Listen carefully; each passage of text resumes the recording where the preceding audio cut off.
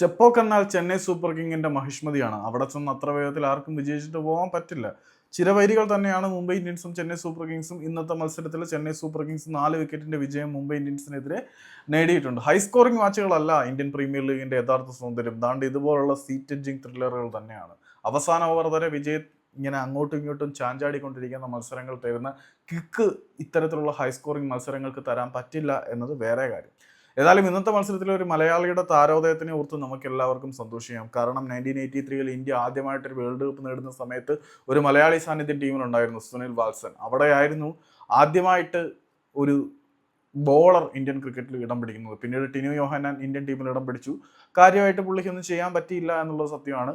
പിന്നെ നമ്മുടെ ശ്രീശാന്ത് ഇന്ത്യൻ ടീമിൽ വന്നു. വളരെ നല്ല പെർഫോമൻസ്, വളരെ ഇമ്പാക്റ്റ് ഇന്ത്യൻ ക്രിക്കറ്റ് ടീമിൽ ഉണ്ടാക്കിയിട്ടുള്ള താരം തന്നെയാണ് ശ്രീശാന്ത്. പക്ഷെ ഒരു സ്പിന്നിന് നമുക്കൊരു മേധാവിത്വം ഉണ്ടായിരുന്നോ എന്ന് ചോദിച്ചു കഴിഞ്ഞാൽ സത്യം പറഞ്ഞാൽ ഇതുവരെ നമുക്ക് സ്പിന്ന് കൊണ്ട് ഇന്ത്യൻ ക്രിക്കറ്റിന്റെ രാജാങ്കണത്തിൽ ഒന്നും ചെയ്യാൻ കഴിഞ്ഞിരുന്നില്ല എന്നുള്ളതാണ് സത്യം. പക്ഷേ അനന്തപത്മനാഭൻ എന്നൊരു ബോളർ ഉണ്ടായിരുന്നു. രമേഷ് പവാറും ഹർഭജൻ സിംഗും നിറഞ്ഞു നിന്ന കാലഘട്ടത്തിൽ അനിൽ കുംബ്ലെയും ഹർഭജൻ സിംഗും അവിടെയുള്ള സമയത്ത് മുംബൈയിലെ ടോപ്പ് ക്ലാസ് സ്പിന്നറായിരുന്ന രമേഷ് പവാറിന് പോലും അവസരം കിട്ടാത്ത സാഹചര്യത്തിൽ ഡൊമസ്റ്റിക് ക്രിക്കറ്റിലെ ഗോട്ടായ അനന്തപത്മനാഭന് സ്വാഭാവികമായിട്ടും അവസരം കിട്ടിയില്ല.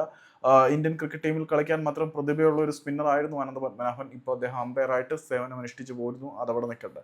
ഇപ്പം ഏതായാലും സ്പിന്നിന് ഇന്ത്യൻ ക്രിക്കറ്റിൽ ഒരു ഐഡന്റിറ്റി ഉണ്ടാക്കിയെടുത്തിരിക്കുകയാണ് പെരിന്തൽമണ്ണ സ്വദേശിയായിട്ടുള്ള വിഘ്നേഷ് പുത്തൂർ. അദ്ദേഹത്തിന് കേരള സീനിയർ ടീമിലൊന്നും ഇടം പിടിക്കാൻ കഴിഞ്ഞിട്ടില്ല എന്നുള്ളത് സത്യമാണ്. ഇവിടെ ആരിടം പിടിക്കും, അത് അവിടെ മാറി നിൽക്കട്ടെ. ഏതായാലും ആലപ്പി റിപ്പിൾസിന് വേണ്ടിയിട്ട് നമ്മുടെ ഇവിടുത്തെ ഡൊമസ്റ്റിക് ക്രിക്കറ്റ് ലീഗിൽ വളരെ നന്നായിട്ട് കളിച്ച താരമാണ് വിഘ്നേഷ് പുത്തൂർ. 10 മാസങ്ങൾക്ക് മുൻപ് മുംബൈ ഇന്ത്യൻസിന്റെ സ്കൗട്ടിംഗ് ടീം അയാളെ ലീഗിൽ നിന്നും കണ്ടെത്തി കൊണ്ടുപോയി നേരെ സൗത്ത് ആഫ്രിക്കയിലേക്ക് കൊണ്ടുപോയി.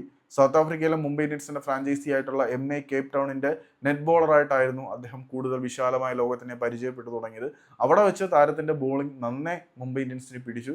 ദാണ്ട ഈ കളിയിൽ മുംബൈയുടെ ലെജൻഡ് ആയിട്ടുള്ള രോഹിത് ശർമ്മയ്ക്ക് പകരക്കാരനായിട്ട് ഇമ്പാക്ട് പ്ലെയറായി കളത്തിലേക്ക് വന്നു. വളരെ മനോഹരമായിട്ടുള്ള പെർഫോമൻസ്.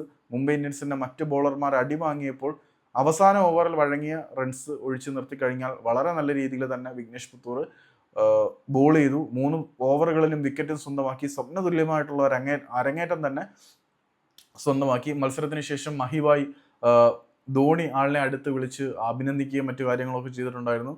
പിന്നെ അവരുടെ ക്യാപ്റ്റനായിട്ടുള്ള മുംബൈ ഇന്ത്യൻസിന്റെ ക്യാപ്റ്റനായിട്ടുള്ള സൂര്യകുമാർ യാദവ് പോസ്റ്റ് മാച്ച് ടോക്കിൽ ഇവനെ കുറിച്ച് എടുത്തു പറഞ്ഞിട്ടുണ്ടായിരുന്നു. കാരണം വളരെ ബ്രൈറ്റ് ആയിട്ടുള്ള ഒരു ഫ്യൂച്ചർ വിഘ്നേഷിനുണ്ട്. മുംബൈ സ്കൗട്ടിംഗ് ടീമിന്റെ മറ്റൊരു കണ്ടെത്തലാണ് ഇവൻ. സത്യം, മുംബൈ സ്കൗട്ടിംഗ് ടീം ഓരോ വർഷവും ഓരോ പ്രതിഭകളെ കണ്ടെത്തിയെടുത്ത് ഇൻട്രൊഡ്യൂസ് ചെയ്യും. അവരൊക്കെ വളർന്നു വരും. ഇപ്പം too early to predict Vignesh പുത്തൂറിന്റെ കാര്യത്തിൽ നമ്മൾ ഇപ്പോഴേ ഒരുപാട് തള്ളി ഹൈപ്പൊന്നും കേട്ടുന്നില്ല. കാരണം അന്ന് കൊച്ചി ടസ്കേഴ്സിന് വേണ്ടിയിട്ട് മലയാളി താരമായിട്ടുള്ള പ്രശാന്ത് പരമേശ്വരൻ ഡൽഹി ഡയർ ഡബിൾസിനെതിരെ നമ്മുടെ സെവാഗിന്റെ ഒക്കെ വിക്കറ്റ് എടുത്ത് ആ മത്സരത്തിൽ മാൻ ഓഫ് ദ മാച്ചായി മാറി. തൊട്ടടുത്ത മത്സരത്തിൽ ഗെയിലിന്റെ ഇന്ന് അടി കൊണ്ട് തീർന്ന് പിന്നെ കരിയർ എങ്ങോട്ട് പോയെന്ന് ആർക്കും അറിയില്ല. അതവിടെ നിൽക്കട്ടെ. പക്ഷെ പ്രശാന്തിനെ പോലെ ആയി മാറില്ല വിഘ്നേഷ് പുത്തൂർ എന്ന് നമുക്ക് ഉറച്ച് വിശ്വസിക്കാം. കാരണം അവന്റെ കയ്യിൽ കളിയുണ്ട്.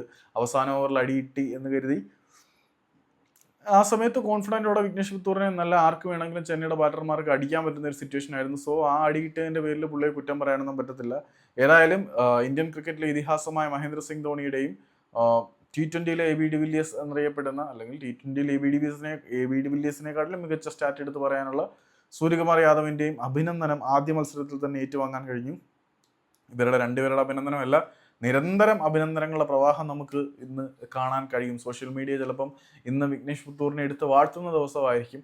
ഏതായാലും ചെന്നൈയുടെ മഹിഷ്മതിയായിട്ടുള്ള ചെപ്പോക്കിൽ നിന്ന് ആദ്യ വിജയം നേടാൻ മുംബൈക്ക് കഴിഞ്ഞില്ല. പതിവ് പോലെ ദൈവത്തിന്റെ പോരാളികൾ തോറ്റുകൊണ്ട് തുടങ്ങുന്നു എന്നുള്ള ദിൽസേ വാചകവുമായിട്ട് മുംബൈക്ക് ഇന്നത്തെ ദിവസം അവസാനിപ്പിക്കാം.